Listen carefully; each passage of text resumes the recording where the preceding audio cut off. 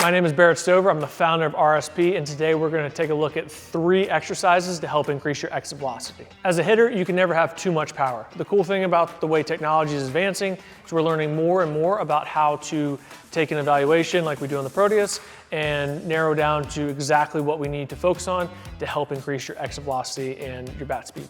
So what we've learned from the research that Proteus has done is that the 3 main factors in increasing your exit velocity are shot put power, straight arm rotation acceleration, and vertical jump power. So we're gonna go over one exercise that will help improve each of those metrics and then hopefully improve your exit velocity at the end of the day. So when we're looking at shot put throw and what we need to do in hitting as well, because we're not just trying to get better at a test or the evaluation, we wanna be able to use our lower half to generate power up the kinetic chain and transfer to the upper half, obviously, eventually into the hand and into the bat.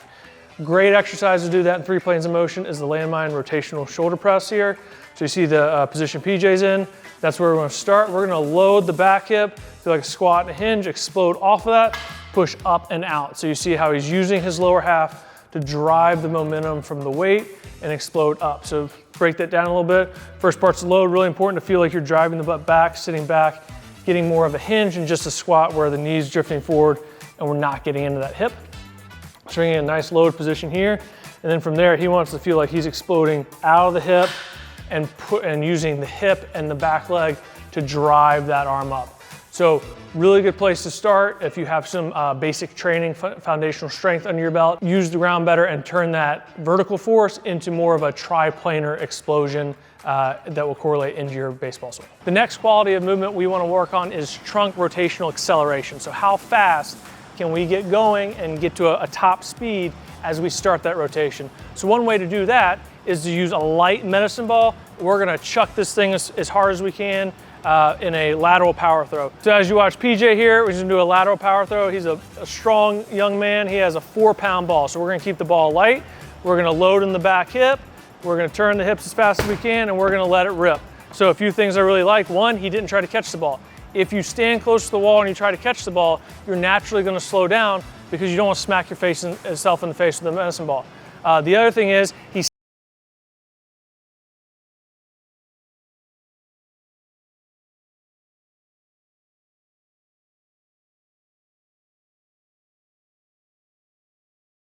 in a swing, either again, golf or baseball, where we're loading and that front leg is straightening out as we rotate and stiffen up that front leg, and that's gonna produce a little bit more whip at the end. So again, make sure we're loading that back hip, just like we talked about in the landmine press, and then letting it rip. So max effort every single throw. We don't wanna do med ball throws like this that are sub-maximal effort, 70, 80%, and just repetitive. We wanna get the ball, we wanna load, and we wanna rip it 100%, take a 15-second rest break before we do the next one. So while it's not a triplanar movement, being explosive and having that lower body explosiveness is really important when we're talking about creating bat speed and exit velocity. So one thing, we've talked about this in many of our videos. If you watch any of our stuff, you've probably seen weighted jumps before. We love them for every athlete, but there has been specific correlations, again, with you looking at the Proteus numbers and your exit velocity and the correlation there.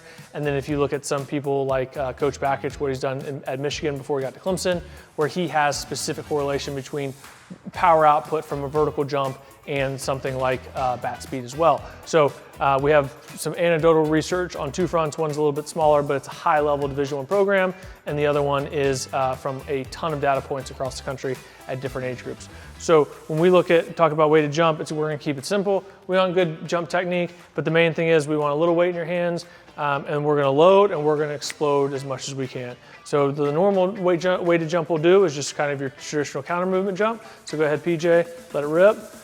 Jump high as you can, good, land, reset, perfect there. We like to do it on a plyo mat so we have the number pop up and the athlete can compete against himself with every jump.